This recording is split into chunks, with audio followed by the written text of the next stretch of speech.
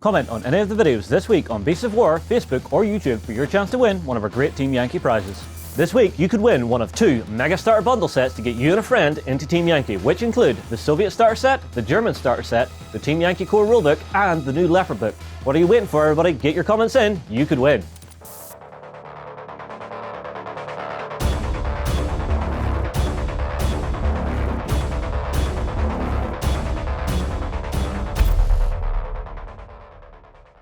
Hi guys, welcome to Team Yankee Leopard Week here on beastsofwar.com. As you can see, we have been invaded by a Warren. I had to do this. I know. I had to do this. Right, you guys have all been having loads of fun with Team Yankee. I've been watching and I'm going, woo-hoo! But there's only one thing on my mind. Nukes, right? Yeah. Ever since it's launched, I have had a load of questions for Nukes, about Nukes and stuff like that there. I even did a little segment in the Weekender a while back where I was talking about Nukes and I learned a thing or two from the community. But then when we had Phil himself here, I thought I could raise this. Right, so what about scenarios in a whole NBC environment? So what are we calling this one? What about the Nukes, Phil? Yeah. What about the Nukes, Phil? Well, the most important thing about Nukes is, of course, nuke them till they glow and then shoot them in the dark. But yeah, you see? Okay, right. Okay. Here's my thing about it, right? Yeah. Ever since it came on, the whole Cold War gone hot, it kind of always had that. Well, there's only one way this is going to go.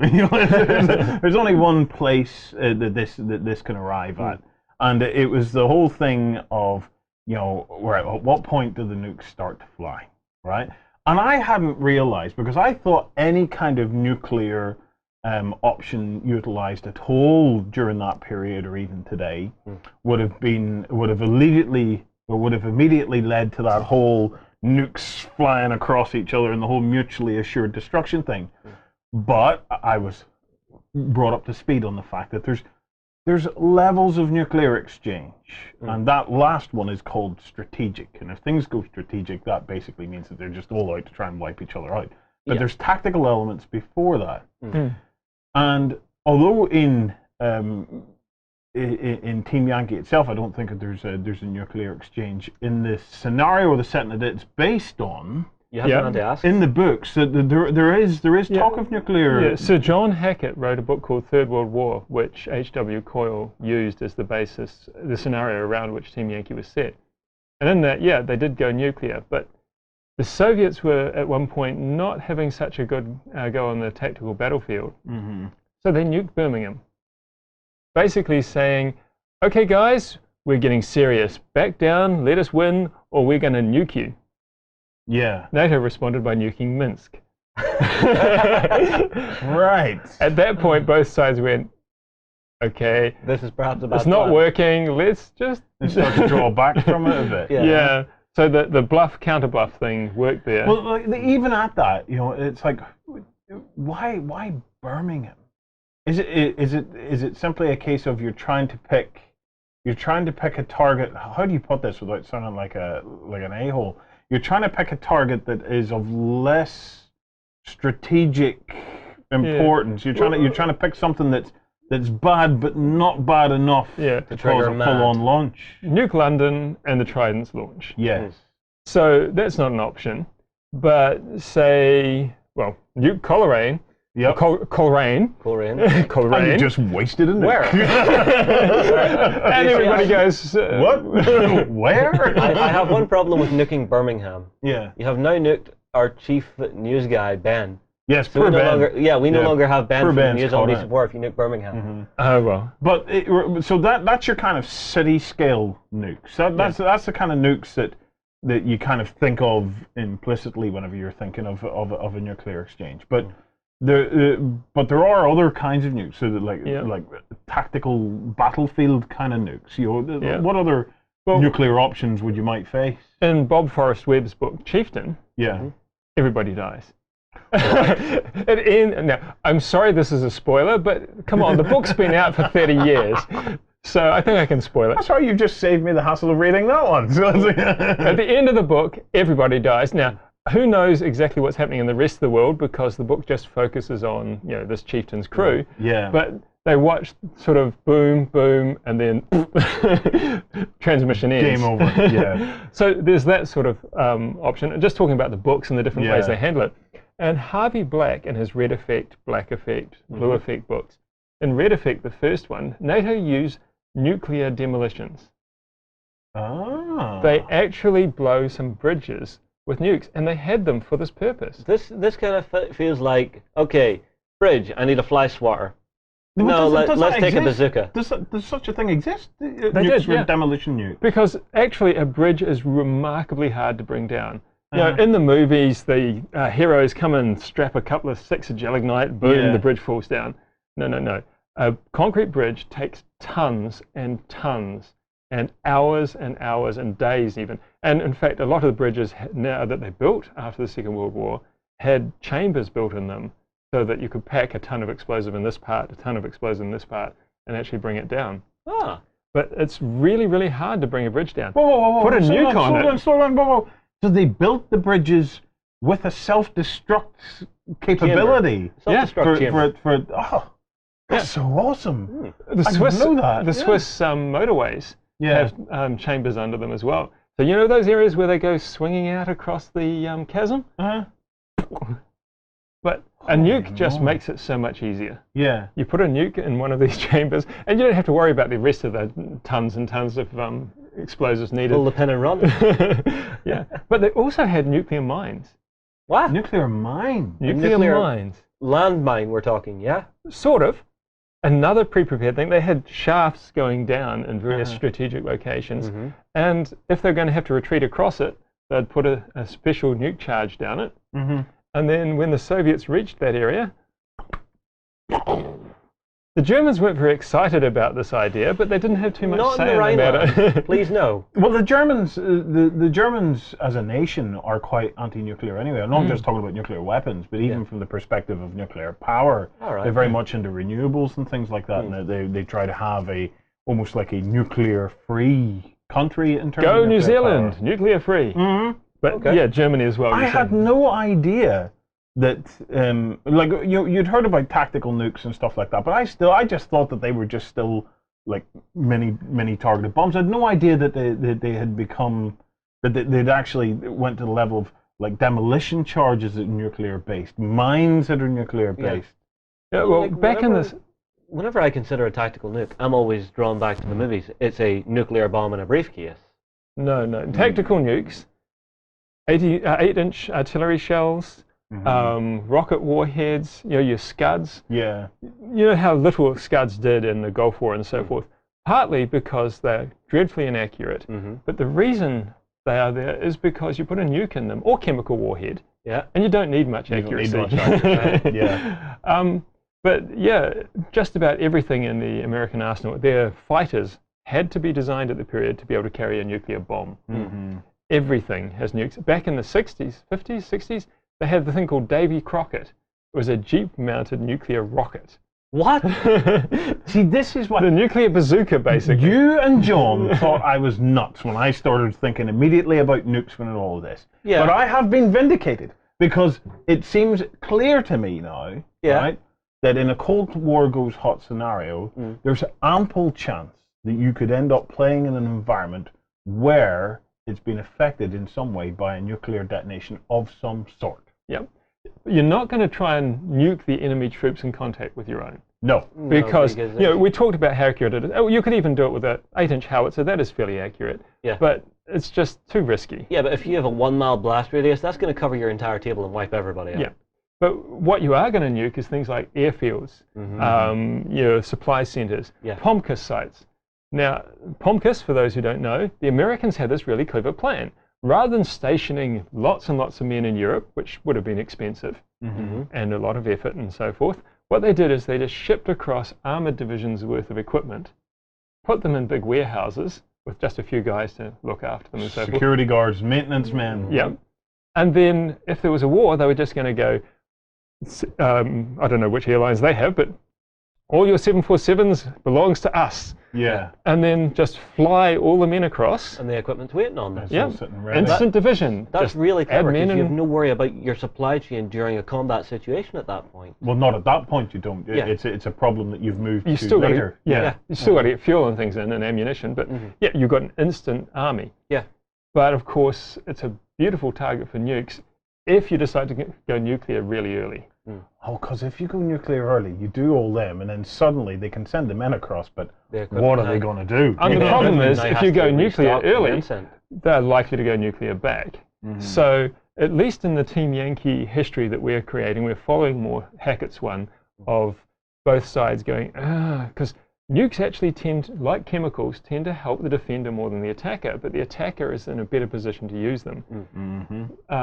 So they're really a difficult choice to use. So we sort of imagined that both sides would be going, not yet, not yet. And although the Soviets had lots of chemical stuff, which the West didn't have as much of, the West said, we consider chemicals to be just the same as nukes. You use chemicals, we'll use nukes. Yeah.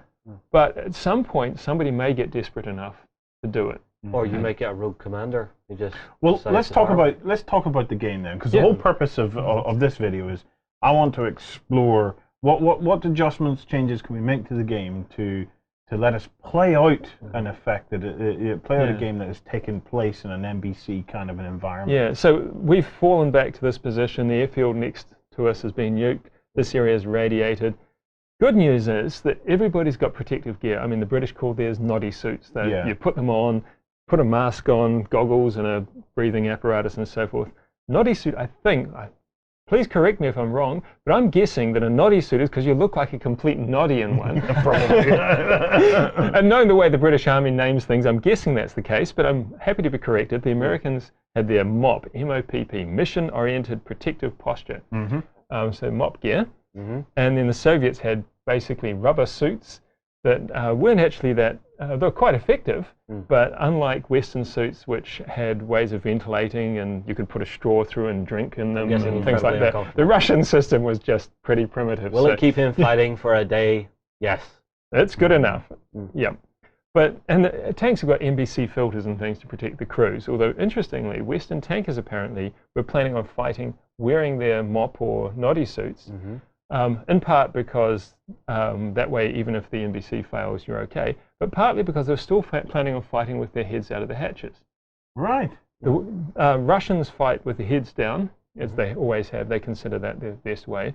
But Western tank commanders, and in the Second World War, they suffered quite heavy casualties because of this, but they thought it was worth it. They fight sort of ideally about here, but somewhere up to there, sitting out because Mark 1 eyeball is just so good at finding targets. And it's all very well trying to see something through a little periscope, Yeah. but just getting your head out and being able to see and hear and so forth matters. So even in that environment, they would rather wear suits and keep the hatches open to fight their method than say no, we'll keep it closed, we'll stay nice and relaxed in here. They have a choice, but yeah, I was surprised as well. But I was on one forum and somebody said something about that, and somebody said no, we were planning on fighting head out still in MOP suits. Wow. It's interesting. Yeah. It's a very interesting thing. Because I mean, like, you imagine, you're buttoned up, okay, don't have to worry quite so much. Whereas your head out, you now have to think, anytime I close this hatch, have I let the radiation in? Oh, as soon as you open the As soon hatch, as you opened it, it's there. So, the tank is going to have to be decontaminated inside and out. But if the tank gets knocked out, it's going to get knocked out. So if your chances of keeping it going and fighting this battle, I mean, even if you have to scrap the tank at the end of the battle, it's still better than getting it knocked out during the battle. Yeah. Well, let's say we're fighting in a radiated zone on a tabletop, and Nuke has went off table, but we're now in a radiated zone. What effect is that going to have in the actual game for the scenario? Well, I mean, the first thing is you can't see very well in these things. You can't communicate very well in these things, and they're exhausting. So let's make all terrain rough.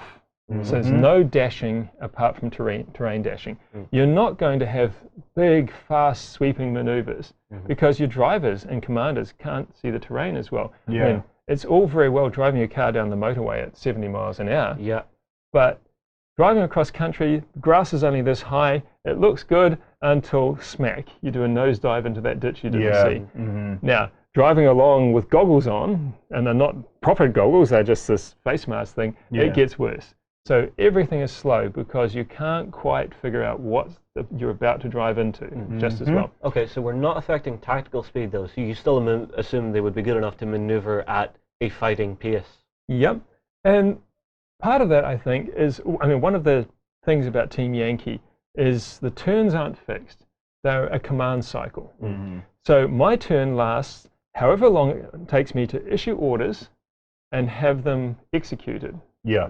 And then your turn, the same. So in a normal battle, that could be 10, 15 minutes, half an hour, maybe even an hour. If I'm clearing mines, it could even be 2 or 3 hours. Because basically I've just slowed my pace down until I get those minefields cleared. So this is theoretical time you're talking about now, not actual turn time that players would be facing. Okay. So if it's nuked, then you could expect that to double, triple, quadruple, maybe even 10 times. So rather than slow the game down to a crawl by having my tanks move a tiny bit, let's just make the turn bigger because it's going to still be a command cycle. I now issue the same order, and instead of taking 15 minutes to happen, it might take an hour or 2 hours to happen. But it's still a turn. It's still a turn. So the game itself doesn't get any longer, but you're simulating a longer period of time. Because you're simulating the I'm fact sitting there for an hour and a half waiting for somebody to report that they've got where I told them to go, instead of sitting there waiting 15 minutes for them to report where they've got to go. So we keep it fast, but dashing just isn't really going to happen in my opinion. So that's the simulation of, okay, can't trust the ground we're on right now. We can't move at that breakneck pace anymore. Cool. Okay, what about taking hits in this world then? Because that'll be the next surely now, even if you took a hit and survive it, if it's gone through your suit, you're going to go, oh, give me the gaffer tape, give me the gaffer tape. You know, so I think you're going to get pretty nervous about it. So I think we could basically say all saves, doesn't matter what you are, basically are one worse. So your infantry are normal a 3+ save, now they're a 4+ save. Your tanks, normally, you know, I've got effectively armor 16 on the front, would count as armor 15. And that's actually going to make assaults interesting for tanks because their top armor is going to go down and their side armor is going to go down, and infantry are starting to get really nasty to them. And I think that's interesting because that starts to take it almost to like World War II type levels. But it means the infantry come into their own a little bit more whenever you actually see if they do get in, they're pretty much guaranteed that we are going to crack this can open. And it's not necessarily they're any better at it, it's just the guys in the can are getting much more nervous, they can't see as much.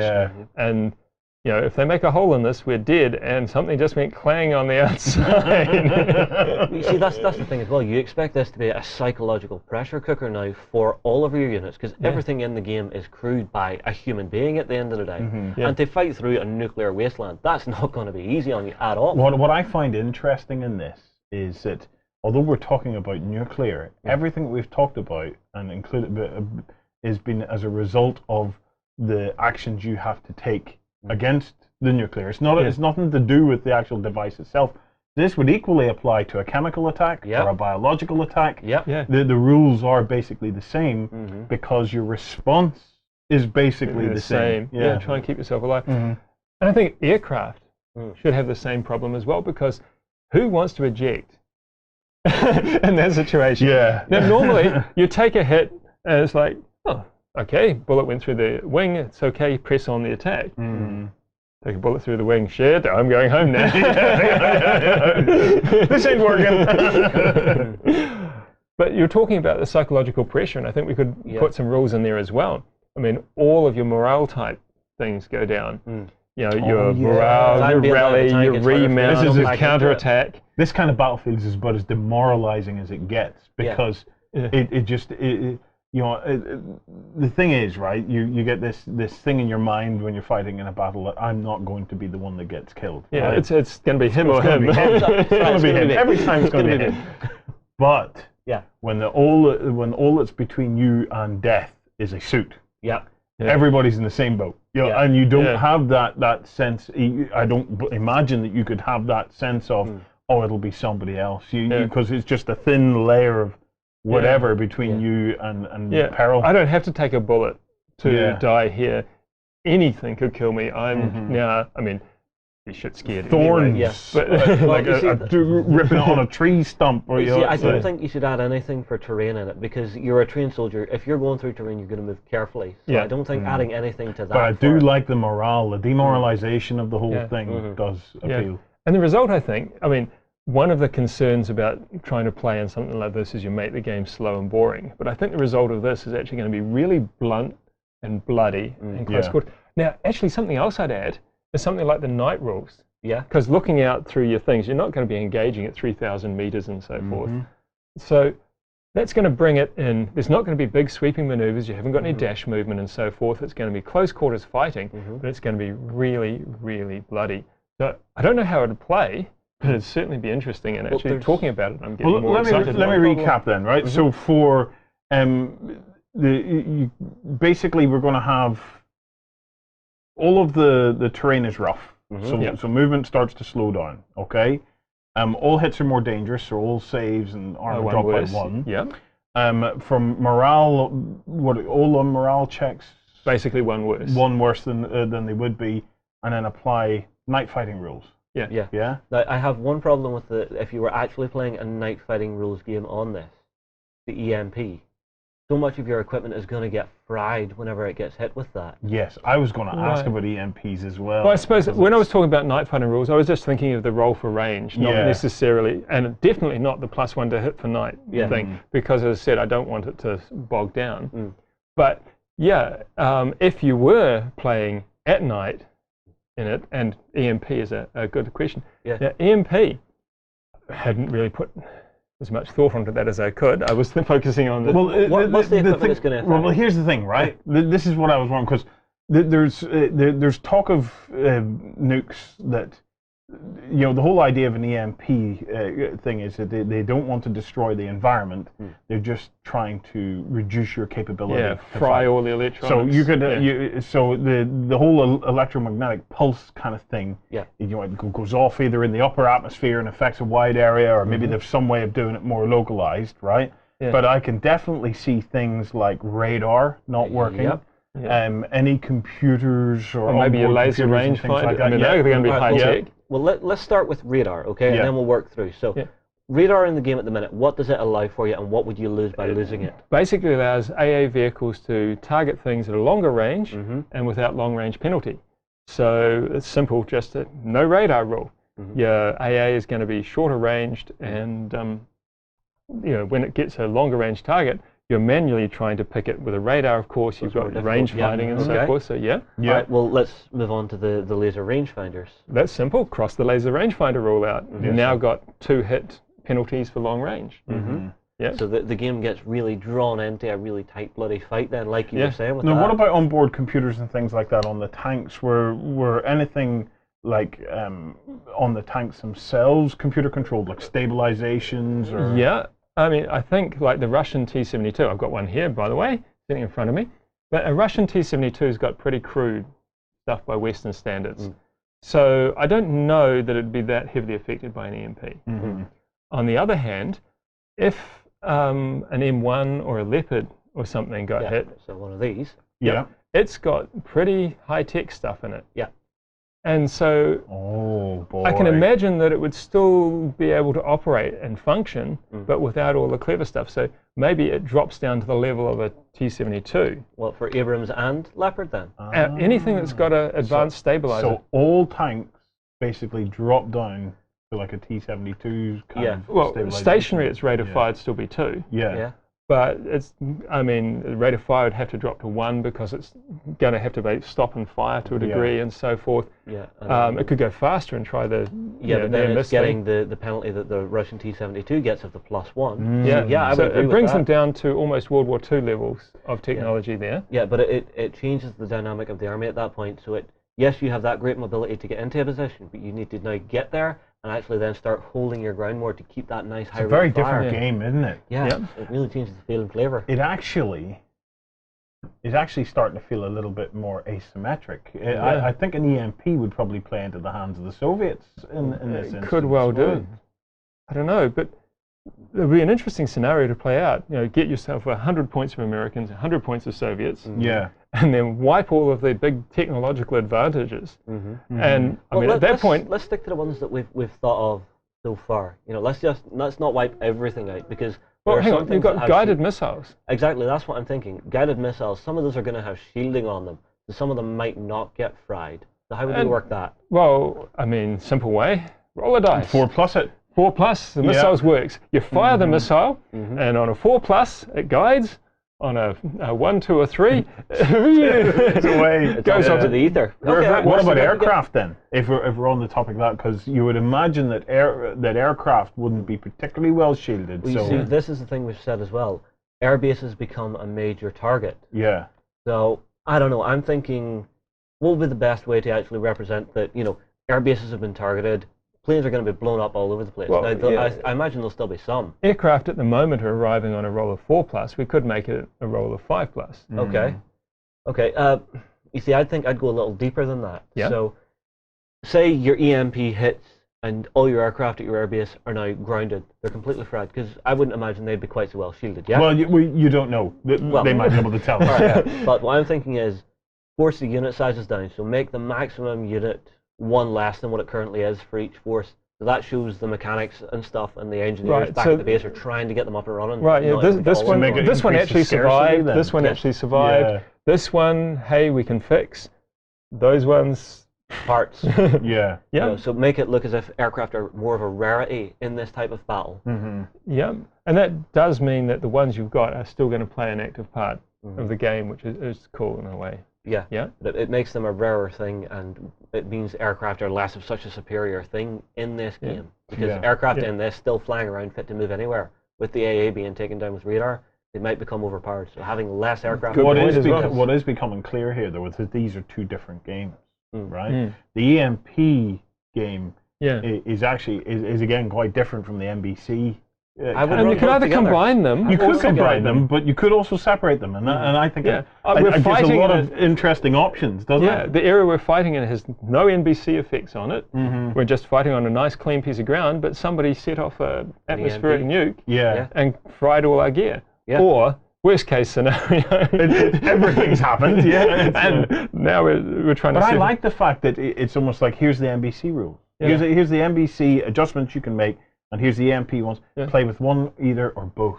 So just jumping in here, one of the other big computerized things that just came to mind is artillery computers. There's a question. Yeah. Because by the 1980s, all of the Western artillery was computerized. You just, I mean, sure, by modern standards it looked pretty primitive, but you'd plug all the data in and type it in, and the little black and white monitor about this big would tell you all the stuff and so forth. But if that got cooked, I mean, maybe again, a simple thing, we just drop them back to 5+ to range in. Again, the Soviets, I'm sure they had some sort of computing gear, but it'd be either more robust or they'd be less dependent on it. Yeah. Well, I have a question for you as well then. Now, within an EMP or a nuclear scenario, surely there's going to be radio interference. So how would that affect perhaps the forward observers? Would it then maybe have to be that you had a dedicated forward observer that you had to say it was him, or would you have it that the artillery sometimes couldn't actually get through on, say you roll over 1, your radios have failed, and you can't take line of fire from your forward observer? Or from the unit leader that's doing it. Yeah. So you could, trying to get artillery in, 1 fails, or maybe depending on how vicious you want. I would say on a roll over 1, just to show that once in a while you have that big wheel of static coming out of the radio and you can't get the coordinates. Yeah, but it's not too nasty that artillery is not worthwhile. Exactly. So it's keeping it balanced so that nothing becomes overpowered. That's what I'm saying here. We're trying to balance everything in so that, yes, this modern technological marvel has survived and is now wrecking house. Well, it's about getting the effects of it and being able to play out a scenario that you wouldn't normally be able to play. Yeah. The wind conditions might change as well. Yeah, well, I'd love now, I'm really thinking this is going to be great, take 100 points of Americans or West Germans against 100 points of Soviets playing, say, no retreat in an NBC or EMP or an EMP environment. And it wouldn't be so much I'd be worried about winning, so much as, can I actually do anything worthwhile in this? Or am I just going to get sort of bowled? Yeah. and having played it, I might go, okay, so let's try it again with, either how much does it take for the West to do it, or okay, your go, that was pretty bad, but do you think you can do better? Because it is interesting that maybe unbeknownst to the Soviets once again, that they were more resilient against those kinds of effects by the looks of it. You know? So, and they had bigger numbers and stuff like that. So suddenly, what isn't such an advantage when all the technology comes into play, when the technology starts to dissipate, suddenly that advantage starts to come back again. Well, until the mid-70s, the West didn't really have any, like the naughty suits and mop things and so forth. And then when they realized how much effort the Soviets were putting into chemical warfare, and that those Davy Crockett rockets I was talking about, the idea there was just Soviets coming, line of nukes across Germany. Really? Yep. Well, if you create a barrier of dead earth that they can't get through because they don't have the gear you don't for it, wait. You wait until they actually get there before you nuke them. Oh yeah. Whenever they then have to fight through that dead band on the planet, that's not easy to begin with. And you can just line yourself up outside it and just constantly shell into it. But what they realized is that the Soviets were actually, because the idea of that was before people had NBC equipment and so forth. And the Soviets, they realized, were building their tanks to be able to just drive through that. And at which point they thought, oh shit, we've got problems. We better actually start building stuff so that we can actually survive that environment, because we know that the Soviets have got chemical warfare gear. They're ready for it. So it was a really big step up in the 80s to actually get all this stuff ready for this. Right, I have one question for one aspect of the game we haven't considered before. Reserves. Would we make it slightly more difficult for reserves to turn up? Because they're having to fight through rougher ground to get there. I wouldn't. No, I don't That's think fair I would. It depends. If the NATO were defending, I wouldn't. Because they've got, using the EMP rules, I wouldn't. If you're using NBC rules, that's definitely a possibility. Maybe delay one turn on it, but under EMP rules, I think they've got enough on their plate. That's fair enough. That's fair enough. I was just wondering about that. But one, no, for the NBC, that would be Yeah, I would add another layer of just awfulness. But it's just that moment of, okay, guys, we know you need support, but we're 2 miles out and the ground's really rough. We're trying to munch through, the but we're forest not has there yet. covered the road because it's all been smoothed that way. Well, I've got to say a massive thank you, Phil, for this, because it's like ever since the game was announced, I've had this ultimate where it would head kind of thing in my mind, and I was always kind of wondering how it might play out on a tabletop. What I particularly like is how easy it is to apply it to the Team Yankee rules. You know, the Team Yankee is constructed in such a way as that that it's modular enough that you can just pull these bits out and bang. Yeah, it's kind of like popping out of a car and now you're just tinkering with the engine slightly. It's just I'm really impressed with how well it just handled that. There was nothing really over the top in any of that. It was just, well, you wouldn't be able to use this, and this. That would be devalued, and that would become harder. There you go. And it feels like it. It still feels like it'll make a really fun game at the end of the day. Certainly make a very interesting game, that's for sure. Yeah. Right. So we call it that? Absolutely. Okay, Phil, thank you for joining us. You're welcome. Thank you, Phil. Guys, don't forget, we do have a contest running this week. So get your comments in on this video on Beasts of War Facebook or YouTube for your chance to win one of two-player starter sets for Team Yankee, including the Team Yankee book, the Leopard book, the German starter set, and the Russian starter force.